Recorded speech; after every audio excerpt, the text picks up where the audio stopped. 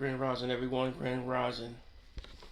Yeah, I was trying to get this video thing straight this morning. I hope everybody's doing well. Um, Kind of want to briefly talk about what's going on here in the city of Jackson with this Ted Dibiase Jr. And I'm gonna be talk. I want to talk a little bit about what's going on with this former mayor Chukwueze Lumumba scandal as well. And we'll kind of talk briefly about it. I'm not gonna be on here long because I got a Zoom meeting to be on at 8 o'clock, and so I just kind of want to, come in a little early, and kind of do this. But anyway, so much for that. It's crazy. I was looking at the news, the mainstream media news. I think it was Channel 12. Yeah, I think it was Channel 12. And it was talking about how that Ted Dibiase Jr. is allegedly being charged with wire fraud. Now this is what I did hear, that there was large amounts of money being put into different bank accounts. It was like one in Madison, it was one in Rankin County, I think it was one here in Jackson too, I think. But I know one of those banks came in, I think it was Bank Plus, came in and testified against him. And I'm like, well, okay. But then, on the other hand, the TANF officials said, it got past them. His shenanigans got past them. How? How did that get past them? Because I can tell you straight up and down, had that been my black tail, they'd have scrutinized me. I come in there as a contractor, man, please. I probably wouldn't have gotten the contract no way. I probably wouldn't have gotten it. I would have came in there suited and booted just like he did. And he said he was a contractor. They knew who he was. His celebrity alone is what got him in. Now let alone his skin tone. Let alone his skin tone, we got him in too. I ain't finna sugarcoat nothing. I'm not finna sugarcoat this. This is pure bias, pure racist. Because how did you drop the ball on his behavior? Now, how did this thing come about? Him getting caught, you know what I'm saying? Because this is a federal charge. It remains to be seen. That was never said. How did he get caught? If it was, I missed it. Did the banks turn him in? Questionable. Questionable if the banks turned him in. Because they said it was several accounts being monies was, because I know I heard 400,000 was put in one account, was put in two different accounts, and I heard $1 million was put in another one. Now that's what I heard. I know my ears is not deceiving me, and I'm like, how? But my point is how did the social services folk, human resource folk, missed that? Nah, because like I said, they was comfortable. He was nobody. He wasn't different. He was different. He wasn't different than they were. Persons speak the same language, go to the same. They go to the same schools. People have a familiarity with you. Come on, let's just keep it 1,000. They was familiar with him. Plus, not only that, he was a celebrity. We all know who his dad is. We all know we all know what he did. He was a wrestler. Come on, come on, man. Come on. And then like donated some money. It was allegedly said he donated some money to Brett Favre. Come on, man. It's crazy. It's crazy. This whole thing is a mess. This whole thing is a mess. But I know this federal stuff ain't no joke. And if he get off this federal charge, you're gonna see what it is, Jackson, because you know what it is. You're not stupid. Jacksonians, you're not that damn stupid. You know what I'm saying? You're not stupid. We is not stupid. Cause like I said, if he get off, we gonna know what this is. Cause I'm thinking about, whenever I think about this case, I think about the former mayor Chuck Wayne Lumumba allegedly robbery scandal. Him and Tony Yarborough and not Yarborough, excuse me, my bad. I'm sorry, Yarborough. I keep Banks. I just get the council members mixed up. But yeah, and it was Aaron Banks and he what was it, Angelique Lee and all of them. It's like the attorney. I'm like, okay, that was a manufactured crime.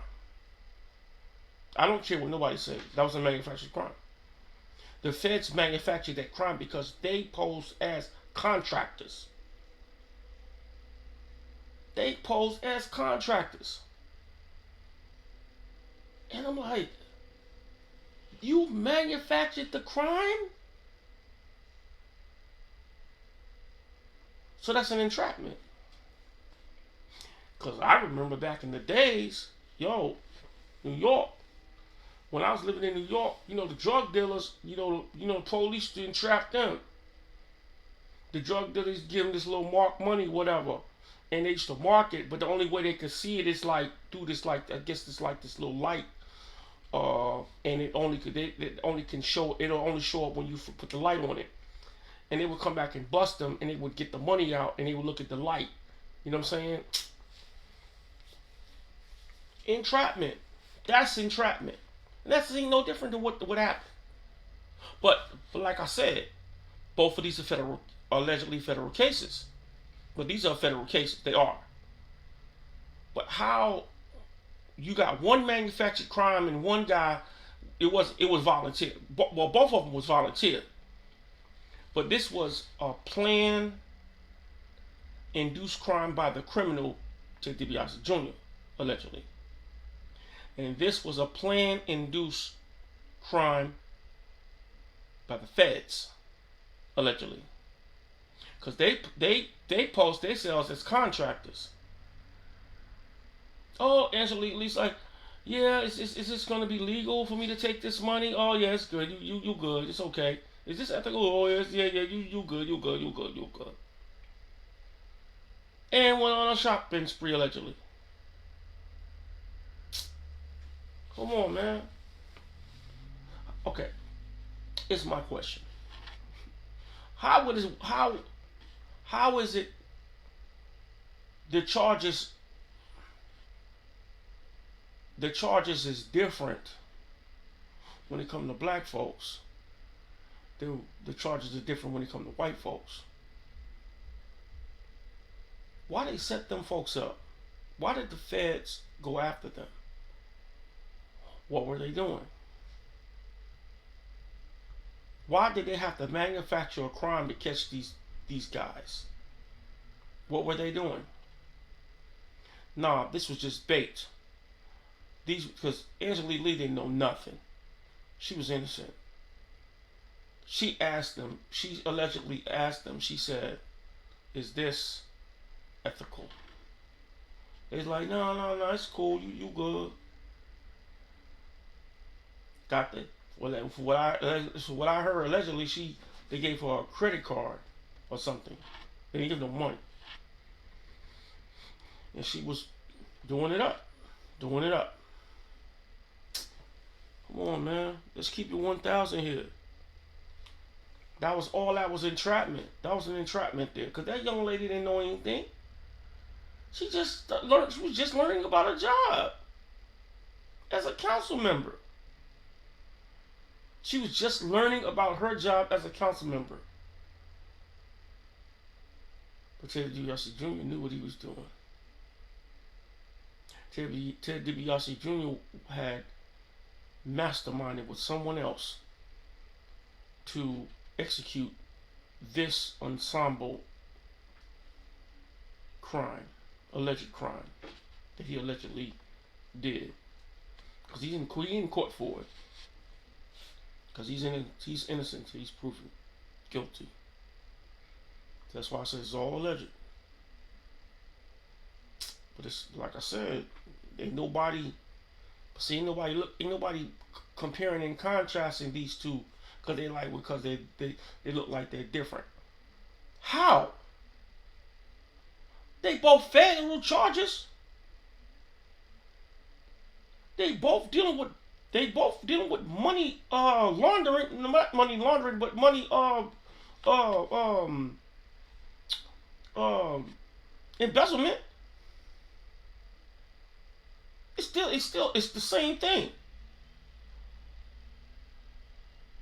But they're up under different circumstances, though. One circumstance, the crime was manufactured. The other circumstance, the crime wasn't manufactured. And you got about 5 individuals whose lives they finna screw up. And then that's that one gets off? Come on now. You know, if that happens, you know what's up. That's clear race. That's pure racism at its core. If they find them 5 individuals guilty, and Ted Dibiase Jr. get off, that's clear racism at its core. It's clear racism at its core. Because, like I said, that crime was manufactured. And then the only defense that you can possibly say is they volunteered. That's the only admonitions that you would have to say in these both cases, that in these 2 cases, they volunteered. All of them volunteered to do this. All of them chose to do this. They could have walked away. I do understand that. I do understand that. But you can't hold that.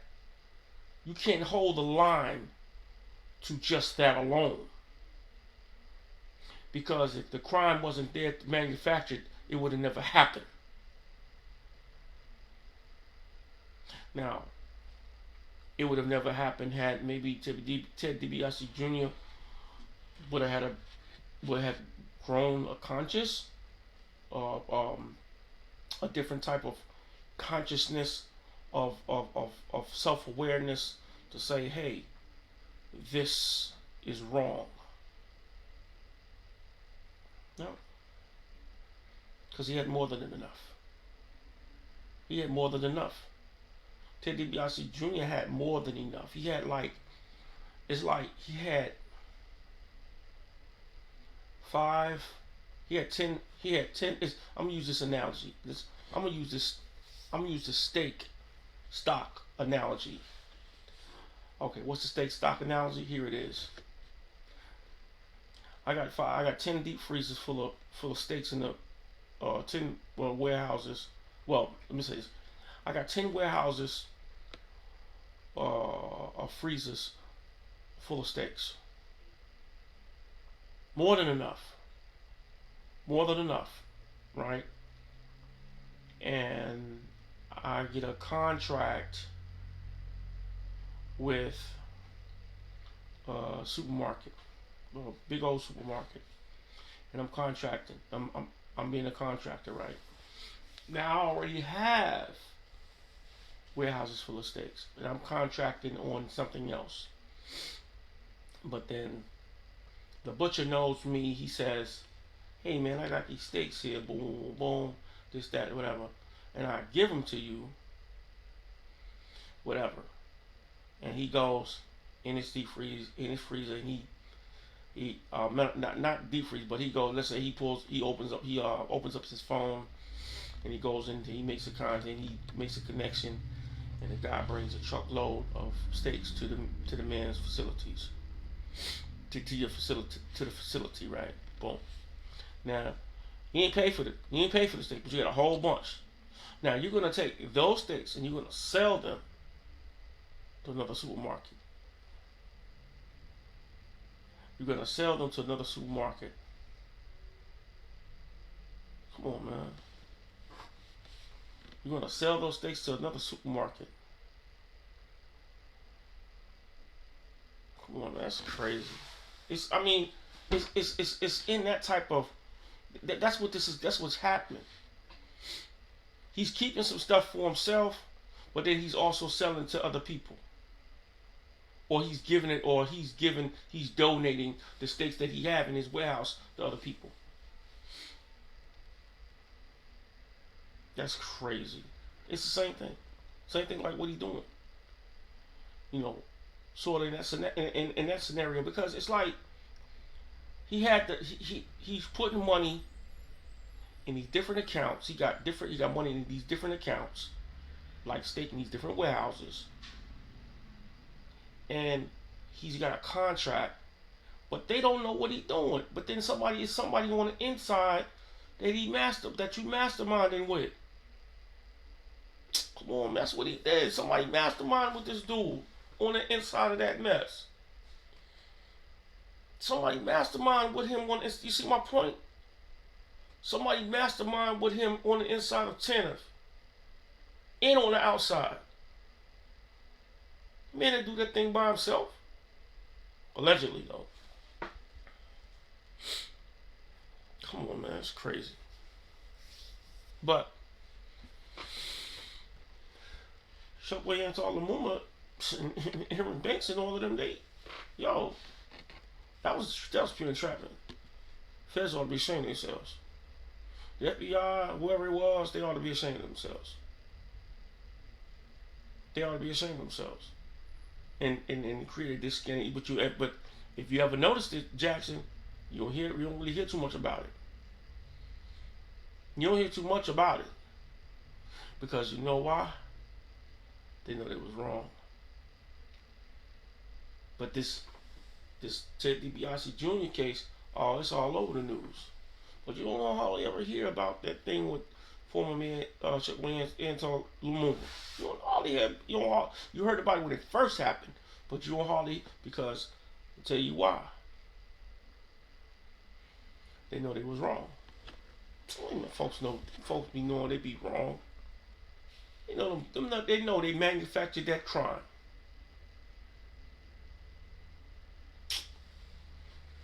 So, but that's it for me. I just wanted to kind of come on here for a minute and kind of run my rant on that junk, man, because that crap was crazy. It's crazy. It's crazy. It's crazy, and I just had to compare them two, because it's like, what we doing here? What we doing here? It's either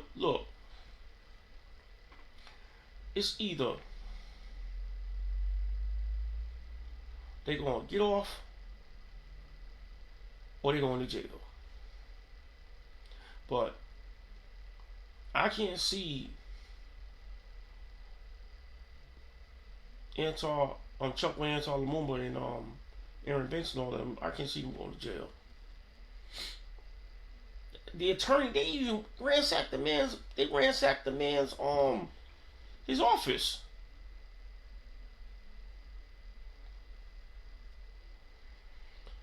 It's crazy. Yeah, well, we'll see y'all tomorrow. You know, y'all stay up, all right?